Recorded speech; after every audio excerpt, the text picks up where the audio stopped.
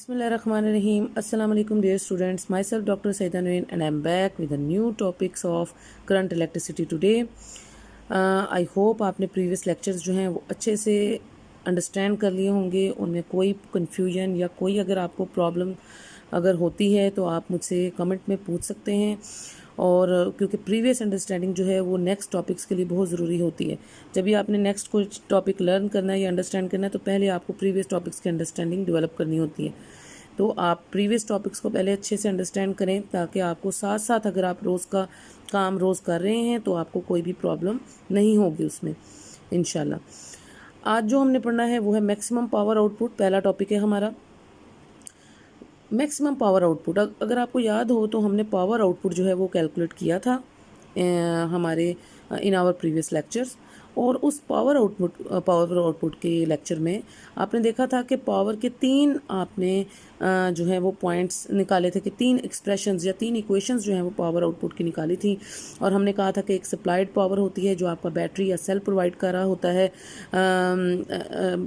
कि वो जो सोर्स के ज़रिए से जो work done per unit charge होता है वो आपकी सप्लाइड पावर होती है जो कोई भी आपका सोर्स बैटरी या कोई सेल जो है वो प्रोवाइड करता है। और वो सप्लाइड पावर जो है वो आउटपुट पावर जो कि डेसिपेट होती है अक्रॉस एनी रेजिस्टेंस आर, किसी रेजिस्टेंस आर के अक्रॉस जो पावर डेसिपेट हो जाती है वो उस आउटपुट पावर जो डिलीवर्ड पावर है वो उस आउटपुट पावर के जो है जो सप्लाइड पावर है वो उस आउटपुट पावर के इक्वल होती है। ये हमने निकाला था और तीन फार्मूलाज हमने निकाले थे। एक VI का था, दूसरा हमने कहा था कि जब हम ओहम्स लॉ यूज़ करते थे तो वहाँ से आता था जब V की जगह IR लगाया था तो हमने कहा था कि ये I²R बन जाता है। और अगर हम V की वैल्यू की बजाय I की वैल्यू डालते थे क्योंकि ओहम्स लॉ से आप करंट भी कैलकुलेट कर सकते हैं ना, I = V/R, तो वो वैल्यू डाल के भी हमने तीसरा एक्सप्रेशन जो है वो आउटपुट पावर का जो डेसिपेट हो रही थी अक्रॉस द रेजिस्टेंस आर वो कैलकुलेट की थी। अब आज के टॉपिक में हमने मैक्सिमम पावर जो आउटपुट पावर है कि वो मैक्सिमम कितनी हो सकती है वो कैलकुलेट करनी है। तो इसके लिए वही सारा सर्किट आके आपके पास एक सेल है और वो सेल अटैच है किसी रेजिस्टेंस आर से। आप इस वाले सर्किट को भी कंसिडर कर सकते हैं। और EMF ऑफ द सेल जो है वो E है। ये आपका एक क्लोज सर्किट है ना, और उसके अक्रॉस जो है वो वोल्ट मीटर उन्होंने पैरेलल में लगाया हुआ है ताकि आपको पता चल सके कि कितनी वोल्टेज जो है वो इसके अक्रॉस जो है वो फ्लो कर रही है। ठीक है, कितना पोटेंशियल डिफरेंस है अक्रॉस द रेजिस्टेंस आर। जो पोटेंशियल डिफरेंस है आपको पता है वो टर्मिनल पोटेंशियल डिफरेंस होता है। आपका करंट जो है वो किसी रेजिस्टेंस आर से फ्लो करती है। हम कन्वेंशनल करंट अगर कंसीडर कर रहे हैं तो पॉजिटिव से यानी हायर पोटेंशियल से the current flows through the resistance R. Current कैसे फ्लो करती है रेजिस्टेंस आर से? The charges flow from the point of higher potential to the point of lower potential flow कर रही है। और जब हायर पोटेंशियल से लो पोटेंशियल की तरफ करंट फ्लो करती है तो हमेशा याद रखें कि ये क्या करती है। आपने जैसे प्रीवियस क्लासेस में पढ़ा है कि जब कोई चीज़ हाई पोटेंशियल से लो पोटेंशियल की तरफ आती है यानी ऊपर से नीचे की तरफ आती थी तो हम कहते थे कि वो क्या करती थी, वो लूज़ पोटेंशियल एनर्जी, वो अपनी पोटेंशियल एनर्जी को लूज़ करती होती थी। और वो जो लॉस ऑफ पोटेंशियल एनर्जी है अगर V उसका पोटेंशियल डिफरेंस है between the points across the resistance R, the loss of potential energy पर सेकेंड इज़ VI। ये जो लॉस ऑफ पोटेंशियल एनर्जी पर सेकेंड है ये बेसिकली आपकी पावर है, यानी एनर्जी पर यूनिट टाइम। वो जो work done per unit time या energy loss per unit time जो आप कैलकुलेट कर रहे हैं वो आपकी आउटपुट पावर है जो VI के इक्वल है। आपने प्रीवियस लेक्चर में इसको कैलकुलेट किया है। दिस लॉस ऑफ एनर्जी पर second appears in the other forms of energy and is known as power delivered to R by current I। इस लॉस ऑफ एनर्जी को ये अब अपेयर होगी दूसरी फॉर्म ऑफ एनर्जी में। आपको पता है जब एक एनर्जी में लॉस हो रहा हो तो फिर दूसरी एनर्जी किसी में गेन भी हो रहा होता है और वो फिर दूसरी एनर्जी के तौर पर नज़र आती है। और वो कौन सी एनर्जी के तौर पर नज़र आएगी? जो पावर डिलीवर होगी रेजिस्टेंस को इस करंट I के ज़रिए से, जो पावर इस रेजिस्टेंस R को डिलीवर हो रही है उसकी फॉर्म में आपको नज़र आएगी। ठीक है स्टूडेंट्स, तो आपने इस चीज़ का आपको पता होना चाहिए कि पावर जो है किसी भी चीज़ की जब आप कैलकुलेट करते हैं तो पावर जो है वो rate of doing of work होता है या power is the work done per unit time होता है। अब जब आपका चार्ज पार्टिकल्स मूव कर रहे हैं from higher potential to the lower potential और the flow of the charge particles जो है वो जनरेट करती है ना करंट को। तो करंट जब फ्लो करती है हायर से लो पोटेंशियल में तो लॉस ऑफ पोटेंशियल एनर्जी जो है वो काज करती है या अपेयर होती है किस फॉर्म में? Power deliver to the resistance R. इस रेजिस्टेंस आर को बाय द करंट I जो पावर डिलीवर हो रही है उसकी फॉर्म में वो नज़र आएगी। ठीक है स्टूडेंट्स। अच्छा, उसके बाद अब power deliver to the resistance R, ये आपने कैलकुलेट किए हुए, जिसको पी आउट करके उन्होंने लिखा हुआ है, सबस्क्रिप्ट में ओ यू टी आउट लिखा हुआ है ताकि पता चले ये आउटपुट पावर है और ये वी आई के इक्वल है। No use the Ohm's law as V is equal to I R, तो वी की जगह अगर आप आई आर डालेंगे तो आई और आई स्क्वायर बन जाएगा और साथ इंटू आर आ जाएगा। अब यहाँ से जो कल आपने टॉपिक पढ़ा था और उसमें जो टोटल ईएमएफ, ये जो सेल है आपका, इसकी जो टोटल ईएमएफ है, यहाँ पर अब उन्होंने इसका वो नहीं दिखाया हुआ ना कि एक सेल के अंदर उसकी इंटरनल रेजिस्टेंस भी होती है ना, जो आपने कल इस फिगर में देखी थी, ये उसकी इंटरनल रेजिस्टेंस थी एक सेल की। तो ये वाला सर्किट अगर आप देखें तो एक ये करंट फ्लो कर रही है हायर से लो पोटेंशियल की तरफ, और फिर उसके इस सेल के अंदर भी उसकी एक स्मॉल इंटरनल रेजिस्टेंस थी और बाहर जो आपने लगाई थी एक लार्ज एक्सटर्नल रेजिस्टेंस थी। ये एक्सटर्नल रेजिस्टेंस लगाना ज़रूरी था if you want to calculate the potential difference या terminal potential difference and if you want to flow the current को फ्लो कराने के लिए और टर्मिनल पोटेंशियल डिफरेंस को कैलकुलेट करने के लिए बिटवीन द टू पॉइंट्स आपको पता है ये एक्सटर्नल रेजिस्टेंस लगाना सर्किट में ज़रूरी है, क्योंकि मैंने आपको कहा था एक्सटर्नल ये जो रेजिस्टेंस होता है इसी के अक्रॉस आप उसका पोटेंशियल डिफरेंस भी मेजर कर सकते हैं वी टर्मिनल, और उसी के अंदर जो करंट आई होती है वो किसी ना किसी रेजिस्टेंस से ही फ्लो करती है। सो ये रेजिस्टेंस आर जो है ये बड़ा नेसेसरी है कंपोनेंट है, क्योंकि इसी की वजह से करंट भी फ्लो करेगी और इसी के अक्रॉस पोटेंशियल डिफरेंस जो है वो टर्मिनल वो भी कैलकुलेट होगा। ये तो आपने लगाया, लेकिन ये जो स्मॉल इंटरनल रेजिस्टेंस है ये आपने सर्किट में नहीं कनेक्ट किया, ये ऑलरेडी वो जो सेल है उस सेल के अंदर उसका इंटरनल रेजिस्टेंस जो है वो मौजूद है, और यहाँ से ये एक्सप्रेशन आपकी आई थी 13.16 जो क्या थी E is equal to I R plus I capital R plus I small R. इन दोनों की वजह से, इन दोनों रेजिस्टेंसेस की वजह से जाहिर सी बात है जहाँ जहाँ रेजिस्टेंस होगी वहाँ वहाँ करंट फ्लो करेगी और वहाँ वहाँ पोटेंशियल डिफरेंस भी क्रिएट होगा। तो ये टर्मिनल पोटेंशियल डिफरेंस था आई कैपिटल आर, और ये जो आई स्मॉल आर था ये स्मॉल इंटरनल पोटेंशियल डिफरेंस था जो कि सेल के अंदर क्रिएट हो रहा था। तो ये बातें हमने कल की थी। अगर अब इस एक्सप्रेशन को हम इधर यूज़ करें कि E is equal to I capital R plus I small R, तो यहाँ से अगर आप आई को कॉमन ले लें तो आपको पता है ना कि इसमें से R into R capital plus R small R, इस तरह से आप आई को कॉमन ले लेंगे, और यहाँ से आई आप कैसे कैलकुलेट कर सकते हैं E over R capital R plus small R, इस तरह से आप इसको कैलकुलेट कर सकते हैं। जब आप इस आई की वैल्यू को अब इधर पुट करें इस आई स्क्वायर में, ये जो आपने ऊपर आई स्क्वायर आर लिखा है ना, तो इसमें ज़रा पुट करें ऊपर वाली इक्वेशन में इस आई की वैल्यू को, तो put this value of I from this equation, इस इक्वेशन से इस इक्वेशन में आई स्क्वायर की जगह इधर पुट करें। तो जब आप इसको पुट करेंगे तो आपके पास पी आउट जो है वो किस तरह से आ जाएगी, पी आउट जो है अब आपके पास वो किस तरह से आ जाएगी, आई की वैल्यू जब आपने डाली है E over R plus small r, ये देखिए अब स्क्वायर है ना आई के ऊपर, तो ये E square over capital R plus small R का होल स्क्वायर इस तरह से बन जाएगा, और साथ इसके क्या है आर, वो आर इसके साथ रहेगा। ठीक है, तो ये आई स्क्वायर था इसलिए ऊपर वाली टर्म्स का भी स्क्वायर हो गया, और नीचे चूँकि प्लस में है तो आपको पता है ना प्लस का होल स्क्वायर होता है, जब कोई टर्म्स एडिशन में या सब्ट्रैक्शन में मौजूद हों तो फिर उसका होल स्क्वायर लेते हैं, ये ले लिया। उसके बाद अब आप इसको इस फॉर्म में, अब ये मैं होल स्क्वायर जो आर प्लस स्मॉल आर वाला है इसको मैं आर माइनस स्मॉल आर की फॉर्म का बनाना चाहती हूँ। क्यों बनाना चाहती हूँ, क्योंकि मुझे मैक्सिमम पावर आउटपुट चाहिए, और हम कहते हैं कि मैक्सिमम पावर आउटपुट तब आता है जब small r equals to capital R होता है, और हम चाहते हैं कि जो नीचे वाली टर्म है इसमें स्मॉल आर एक टर्म, ये जो small r plus capital R, अगर इसको मैं small r capital R minus small r की फॉर्म का बनाऊंगी तो ये कैंसिल आउट हो जाएंगे ना, अगर मैक्सिमम पावर निकालेंगे इसकी तो मैं इस प्लस होल स्क्वायर को माइनस होल स्क्वायर बनाना चाहती हूँ। ये भी एक मैथमेटिकल तरीका है, बड़ा ही सिंपल, ये मैंने साइड पे किया हुआ है आपके लिए कि किस तरह से आप पॉजिटिव होल स्क्वायर को नेगेटिव होल स्क्वायर बना सकते हैं। ये देखिए अब हमारे पास था R plus small r whole square, इसको पहले आप खोलें, आपको पता है ए प्लस बी का होल स्क्वायर किस तरह से ओपन करते हैं हम, ए स्क्वायर उसी तरह से खोलेंगे ना, plus 2ab plus b square इस फॉर्म में खोलते हैं, तो ये बन जाएगा R square plus 2 capital R into small r और प्लस स्मॉल आर स्क्वायर इस तरह से। अब ये जो टर्म है इसके बीच में 2 capital R into small r, आप इस टर्म को एक दफ़ा अपने इसी आंसर में इसके साथ प्लस भी कर सकते हैं और माइनस भी कर सकते हैं। आपको पता है ये भी मैथ्स का रूल है कि अगर आपको कोई टर्म चाहिए अपने पास तो आप क्या करते हैं, उस टर्म को ऐड भी कर सकते हैं और सब्ट्रैक्ट भी कर सकते हैं। तो हमने इस 2r इंटू स्मॉल आर को एक दफ़ा ऐड कर दिया इसके साथ और एक दफ़ा सब्ट्रैक्ट कर दिया, माइनस कर दिया। अब जब आप इसे सॉल्व करेंगे, ये जो माइनस वाला है -2r इंटू आर, इसको आप इसके साथ ले जाएं तो r² -2r into small r और प्लस r², और ये 2 plus 2 capital R into small r, ये क्या बन जाएंगे +4 capital R into small r। 2 + 2 क्या हो जाएगा 4 हो जाएंगे, और ये 4 capital R into small r। अब व्हाट इज़ दिस, ये जो है r² -2r into small r plus r², ये क्या है, ये अब आपका r माइनस r का होल स्क्वायर है, यानी ये a माइनस b का होल स्क्वायर बन गया आपके पास, और साथ आ गया +4 capital R into small r।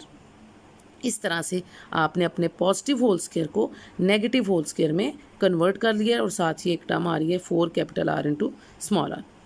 ठीक है स्टूडेंट्स, तो आई होप आपको ये अच्छे से समझ में आ गया होगा। आप इसको नोट डाउन भी कर लें और इस तरह एक दफ़ा इसकी प्रैक्टिस करेंगे तो आपको समझ आ जाएगी। अच्छा, अब जब ये चीज़ इन्होंने इधर डाली है, इस capital R plus small r whole square की जगह, इस तरह से ये जो हमने निकाला है कैलकुलेट किया, ये आप इधर डाल दें इसकी जगह। अब जब आप इधर डालेंगे और मैक्सिमम पावर आउटपुट निकालना चाहते हैं तो हमें क्या करना है, capital R is equal to small r।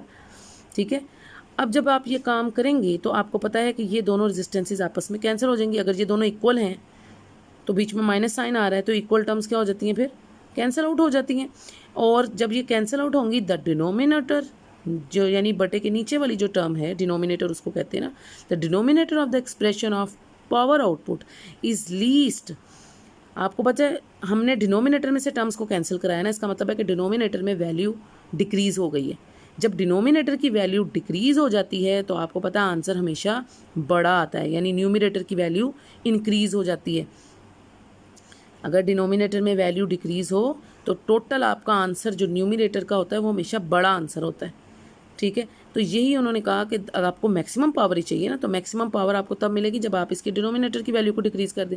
वो डिक्रीज कैसे आया, जब ये दोनों कैंसिल हो गई, जब हमने कहा कि capital R is equal to small r, तो expression of the P out is the least and so P out is then maximum. ये जो डिनोमिनेटर एक्सप्रेशन है ये लीस्ट हो गया, और जब denominator expression of the power output least हो गया तो उसकी जो आंसर आएगा पावर आउटपुट का वो हमेशा बड़ा आंसर आएगा, मैक्सिमम आंसर आएगा।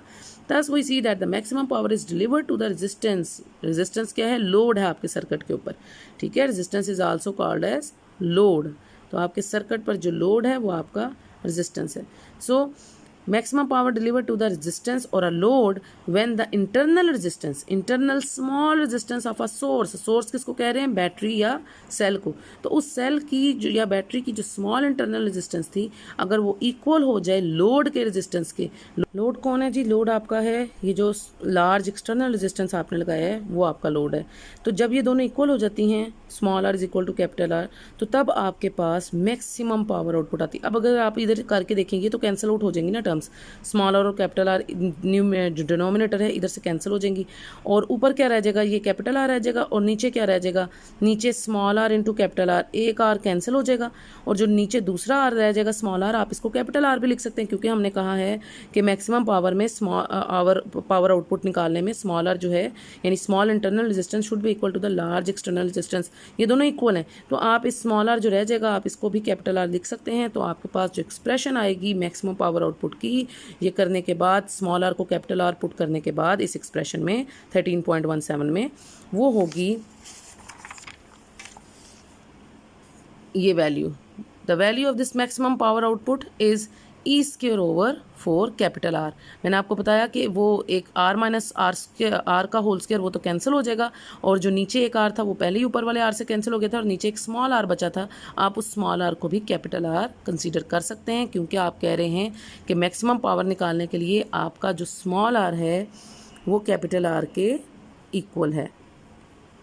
ये इस कंडीशन के साथ आपने ये एक्सप्रेशन कैलकुलेट किया है कि स्मॉल इंटरनल रेजिस्टेंस जो है वो लार्ज एक्सटर्नल रेजिस्टेंस के बराबर है। ठीक है, तो ये आपकी मैक्सिमम पावर आउटपुट थी। आई होप आपने इसको अच्छे से अंडरस्टैंड कर लिया होगा। अब किरचॉफ्स रूल्स की तरफ आते हैं। 13.9 आपका ये टॉपिक है। 2 रूल्स हैं किरचॉफ के। आज हम सिर्फ फर्स्ट रूल इसका करेंगे, और इसको भी आपने अच्छे से अंडरस्टैंड करना है। किरचॉफ फर्स्ट रूल जो है वो इतना ज़्यादा प्रॉब्लमेटिक नहीं है। आप इसको अगर अंडरस्टैंड करेंगे ये ईजिली जो है ये आपको समझ में आ जाएगा। ठीक है, तो शुरू करते हैं किरचॉफ्स रूल्स। ओहम्स लॉ आपने अभी तक पढ़ा, और rules of series and parallel combination of the resistance पढ़ा था आपने। They are quite useful to analyse the simple electrical circuits. अब क्या होते हैं सिंपल इलेक्ट्रिकल सर्किट्स? ये मैंने एक सिंपल सर्किट बनाया, आप देख सकते हैं। मैंने क्या किया कि इसमें एक रेजिस्टेंस जो है, एक रेजिस्टर लगाया R1 और दूसरा रेजिस्टर R2 उसके पैरेलल में लगाया, और एक रेजिस्टर R3 जो है वो इन दोनों के साथ सीरीज़ में लगाया। ये पैरेलल कम्बिनेशन भी आ गया रेजिस्टर्स का और सीरीज़ कम्बिनेशन भी आ गया, ठीक है। साथ एक स्विच एस है और एक सेल लगाया है, स्मॉल सोर्स जो आपका होता है जिसकी EMF 1.5 वोल्ट होती है, ये मैंने एक सिंगल सेल लगा दिए, ठीक है। तो ये एक सिंपल सर्किट है। एक सिंपल सर्किट की निशानी ये है कि ये मैंने नीचे उसकी वो डेफिनेशन भी एक तरह की लिख दी है। क्या होता है, what is a simple circuit? Simple circuit consists of one or more resistors in a circuit but a single source. Single source का मतलब है उसमें सिर्फ एक सेल या एक बैटरी होगी। एक या एक से ज़्यादा रेजिस्टर्स तो उसमें हो सकते हैं, लेकिन जो सोर्स है उसका वो सिंगल होगा, ठीक है। यानी जो सेल है उसमें या बैटरी है वो सिर्फ एक ही कनेक्ट होती है, सिंगल सोर्स होता है, ठीक है। ये एक सिंपल सर्किट की निशानी होती है। कम्प्लेक्स सर्किट का उन्होंने लिखा हुआ है, however such a method fails in the case of complex networks। Complex networks या कम्प्लेक्स सर्किट्स किनको कहते हैं, ये उसकी डेफिनेशन है। ये मैंने मार्क जो आपको की हुई है यहाँ से लेके यहाँ तक। Complex networks consist of number of resistors. Complex networks या सर्किट्स वो होते हैं जिनमें वो एक या एक से ज़्यादा रजिस्टर्स तो लगे होते हैं, जैसे कि सिंपल सर्किट में भी एक या एक से ज़्यादा रजिस्टर्स लगे हुए थे, लेकिन and a number of voltage, लेकिन उनमें जो सोर्स होते हैं वोल्टेज सोर्सेज वो भी एक से ज़्यादा कनेक्ट होते हैं, इसलिए उनको हम कम्प्लेक्स सर्किट्स कहते हैं। आई होप आपको सिंपल सर्किट और कम्प्लेक्स सर्किट के दरमियान में डिफरेंस पता चल गया होगा। सिंपल सर्किट क्या है, जिसमें वन और मोर रजिस्टर्स तो कनेक्टेड हैं बट अ सिंगल सोर्स है, whereas your complex network or the complex circuits are those which have one or more registers and one or more sources also, जिसमें एक या एक से ज़्यादा registers तो हैं ही, लेकिन एक या एक से ज़्यादा सोर्सेज, एक नहीं एक से ज़्यादा सोर्सेज मौजूद हैं। अगर तो एक सोर्स है तो वो आपका सिंपल सर्किट बन जाता है, अगर एक से ज़्यादा सोर्सेज हैं तो फिर आपके पास वो कम्प्लेक्स नेटवर्क्स या कम्प्लेक्स सर्किट्स जो हैं वो बन जाते हैं, ठीक है स्टूडेंट्स। आई होप आपने ये अंडरस्टैंड कर लिया होगा। अब हमने अभी तक जो हमला पढ़ा था वो सिंपल सर्किट्स के लिए था, और जो रूल्स ऑफ सीरीज़ और पैरेलल कॉम्बिनेशन भी आपने पढ़े थे कि सीरीज़ में करते हैं तो रेजिस्टेंस मैक्सिमम हो जाती है, पैरेलल में करते हैं तो रेजिस्टेंस जो है वो उसकी वैल्यू कम हो जाती है, वो सिंपल सर्किट्स में चलते थे, वो उसमें काम आते थे। लेकिन अब कम्प्लेक्स नेटवर्क्स में हमारे पास ओहम्स लॉ या उस तरह से वो हम नहीं कर सकते, वो rules of series and parallel combination of the resistance नहीं लगा सकते। उसके लिए हमें एक स्पेशल रूल्स चाहिए, और वो स्पेशल रूल्स कम्प्लेक्स नेटवर्क्स या सर्किट्स के लिए जो हैं वो किरचॉफ्स रूल्स होते हैं। किरचॉफ्स रूल्स जो हैं उसके दो रूल्स हैं। The problems of such networks can be solved by a system of analysis which is based upon two rules known as Kirchhoff's rules. एक रूल तो आज हम पढ़ेंगे और एक हम इंशाल्लाह कल पढ़ेंगे। तो किरचॉफ्स फर्स्ट रूल क्या है? किरचॉफ्स फर्स्ट रूल, पहला रूल करंट के बारे में है। ये याद रखें, दो रूल्स हैं, एक करंट के बारे में है फर्स्ट रूल, और जो सेकंड रूल है वो उसके पोटेंशियल डिफरेंस के बारे में है कि किस तरह से जो पोटेंशियल डिफरेंस है उसके ऊपर क्या फ़र्क पड़ता है, वो हम इंशाल्लाह कल डिस्कस करेंगे। किरचॉफ फर्स्ट रूल जो है वो करंट्स के बारे में, कि कैसे करंट के मुतल्लिक़ किस तरह से आप उसको उसकी प्रॉब्लम कम्प्लेक्स सर्किट्स को किस तरह से सॉल्व कर सकते हैं, तो वो किरचॉफ फर्स्ट रूल है। How we can calculate the currents in a complex circuit, ठीक है, और उसके लिए क्या रूल है। अब ये देखें, ये आपको डायग्राम भी नज़र आ रही होगी, ये एक सिंगल पॉइंट है ए। इस ए पॉइंट पर एक रजिस्टर R1 लगा हुआ है, एक रजिस्टर R2 लगा हुआ है, और दो रजिस्टर्स इस तरह से R3 और R4 इस तरह से लगे हुए हैं।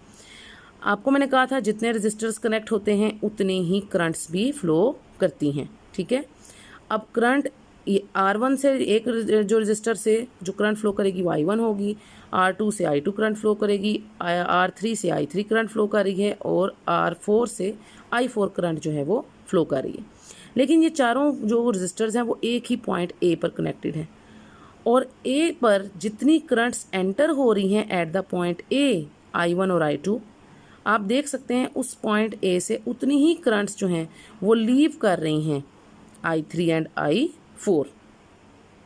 इसका मतलब है जितनी करंट एंटर कर रही है इस एक पॉइंट पर, उतनी ही करंट इस पॉइंट से लीव भी करेंगी। ये उसी तरह से है कि जैसे जितना आप एक जगह से जितना फ्लक्स एंटर होता है उतना ही फ्लक्स बाहर निकल सकता है ना। एक पॉइंट से आप जितनी चीज़ को किसी को एंटर करते हैं वही चीज़ बाहर निकलेगी।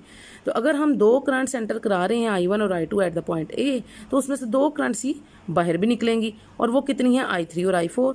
इसका मतलब according to the Kirchhoff first rule I1 and I2 should be equal to I3 and I4, क्योंकि I1 और I2 एंटरिंग करंट्स हैं, they should be equal to the leaving currents, और वो लीविंग करंट्स कौन सी हैं, I3 एंड I4।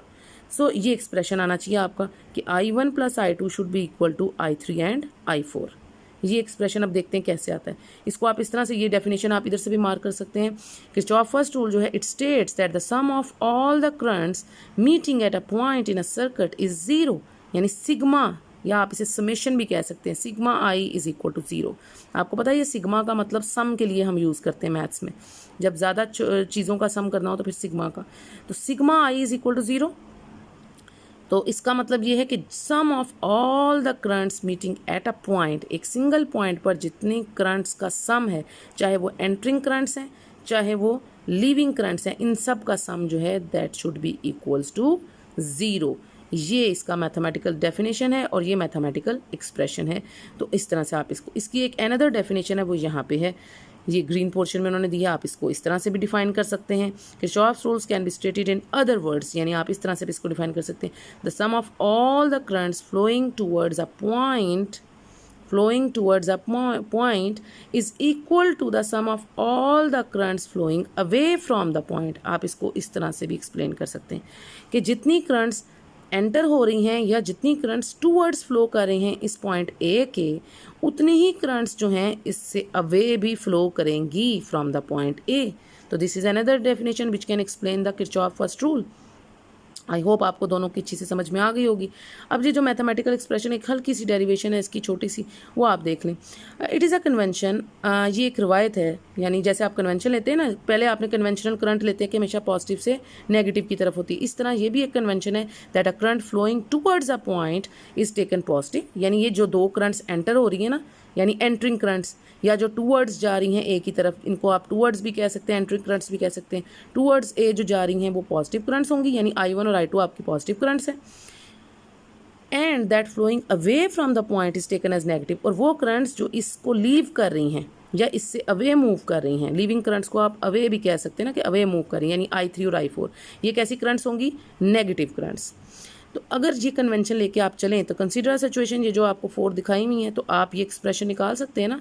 ये उन्होंने कहा the 4 wires meeting at the point A, the currents flowing into the point A are I1 and I2 and the currents flowing away from the point A are I3 and I4।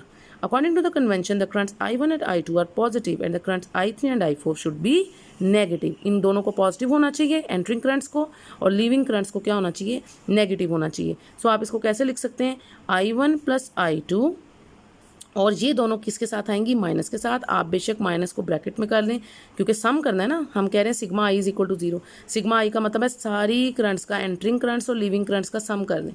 तो entering currents को तो already positive में है, plus जब आप सम करेंगे ये दोनों नेगेटिव, माइनस I3, और प्लस सम करेंगे minus I4 is equal to 0। और जब आप इन दोनों माइनस करंट्स को उस तरफ ले जाएंगे इक्वल के, तो ये उधर जाके पॉजिटिव हो जाएंगी। सो I1, आप इसको ऐसे भी लिख सकते हैं ना, I1 plus I2 is equal to I3 plus I4। It means sum of all the currents entering और leaving currents through a point, through a single point is equal to 0। और आप इसको ऐसे भी डिफाइन कर सकते हैं, the entering currents should be equal to, इस एक्सप्रेशन को देख के, the entering currents should at a point, at a single point should be equal to the leaving currents. Entering currents जो हैं एक पॉइंट पर, वो किसके इक्वल होनी चाहिए, leaving currents through that point. Okay students, अच्छे से आई होप आपने इसको समझ लिया होगा। अब ये बड़ी इंपॉर्टेंट बात है जो इस किरचॉफ फर्स्ट रूल की है, जो हमेशा MCQs में आ जाती है ज़्यादातर, और या शॉर्ट आंसर क्वेश्चन में आ जाती है। तो इसको आप ज़रा देखें, मैंने स्टार लगाया इसके साथ इसीलिए। Kirchhoff first rule which is also known as Kirchhoff's point rule, ये आपसे वो पूछते हैं कि किरचॉफ फर्स्ट रूल को हम क्या कह सकते हैं। दैट्स अ रीज़न स्टूडेंट्स के मैं हमेशा प्रेफर करती हूँ कि आप टेक्स्ट बुक्स को देखें, क्योंकि टेक्स्ट बुक में जो एक एक पॉइंट लिखा होता है आपका, वो बहुत इंपॉर्टेंट होता है। उसमें से MCQs भी आ सकते हैं और आते भी उसी में से हैं। जब आप की बुक्स या कुछ और नोट्स फॉलो करते हैं तो उनमें ये छोटी छोटी चीज़ों को इग्नोर कर दिया जाता है। तो आप टेक्स्ट बुक जब फॉलो करते हैं तो हर पॉइंट आपको कुछ ना कोई मार्क ज़रूर देता है.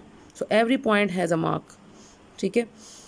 Kirchhoff first rule is also known as a Kirchhoff's point rule. ये पहली बात. किरचॉफ फर्स्ट रूल को हम और क्या नाम देते हैं? किरचॉफ्स पॉइंट रूल, क्योंकि ये सिंगल पॉइंट से हम बात करें ना कि entering currents at a point should be equal to the leaving currents through that point. तो ये पॉइंट रूल भी कहलाता है. And is a manifestation of law of conservation of charge. और ये किसको फॉलो करता है? मैनिफेस्टेशन का मतलब होता है कि किसको ये ओबे करता है, किसको फॉलो करता है. ये law of conservation of charge को ओबे कर रहा है. Law of conservation of charge के बारे में बता रहा है कि चार्ज कंजर्व रहता है according to the law of conservation of charge. जब भी किसी चीज़ का लॉ ऑफ कंजर्वेशन आप पढ़ते हैं, चाहे वो law of conservation of energy हो, चाहे वो किसी का भी लॉ ऑफ कंजर्वेशन का मतलब है कि वो कंजर्व रहती है, कांस्टेंट रहती है, एक जैसी रहती है. जिस चीज़ का आप लॉ पढ़े, किसका पढ़े? चार्ज का. इसका मतलब है चार्ज शुड बी कंजर्व. अब चार्ज कैसे कंजर्व रहता है कि जितना चार्ज उसमें एंटर कर रहा है उतना ही चार्ज उसमें से फ्लो करके फ्लो आउट भी कर रहा है. जितना फ्लो इन कर रहा है चार्ज उतना ही फ्लो आउट कर रहा है. और चार्ज के फ्लो करने की वजह से ही तो करंट जनरेट होती है. ठीक है ना. तो जितना चार्ज फ्लो इन कर रहा है at a point, that should be equal to the charge flow out through that point. This is the law of conservation of charge. ठीक है. If there is no sink और a source, अगर कोई sink किसको कहते हैं? जिसमें आपका चार्ज जहाँ जाना है, वेस्ट होना है, फ्लो आउट. और सोर्स जो चार्ज देता है. अच्छा, सिंक लेने वाला है और सोर्स देने वाला है. ये बात याद रखें.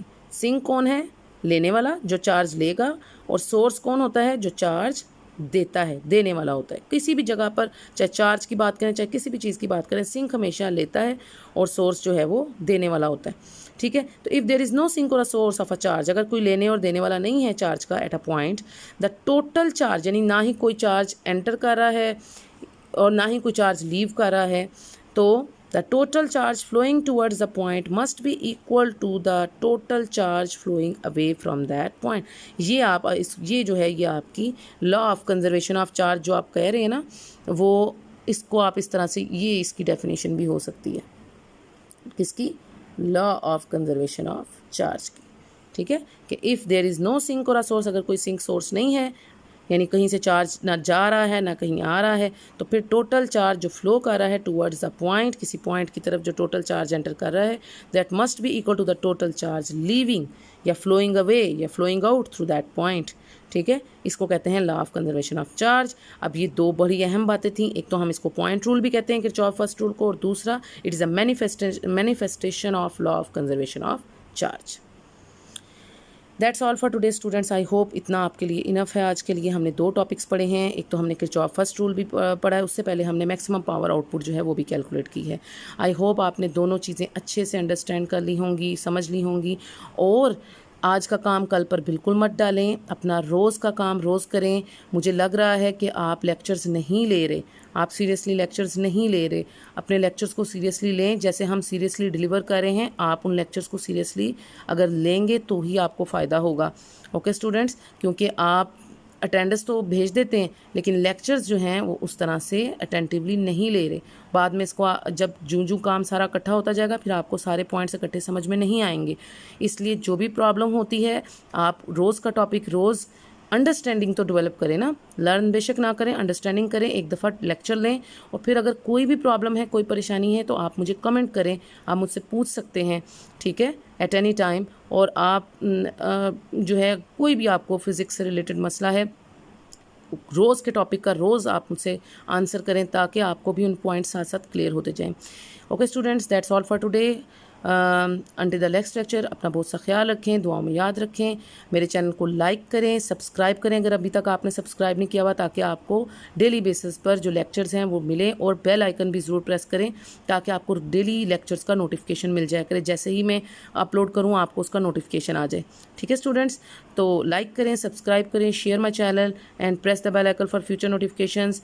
और अगर कोई मसला है तो कमेंट भी करें. Until the next lecture, take care. अल्लाह हाफिज़.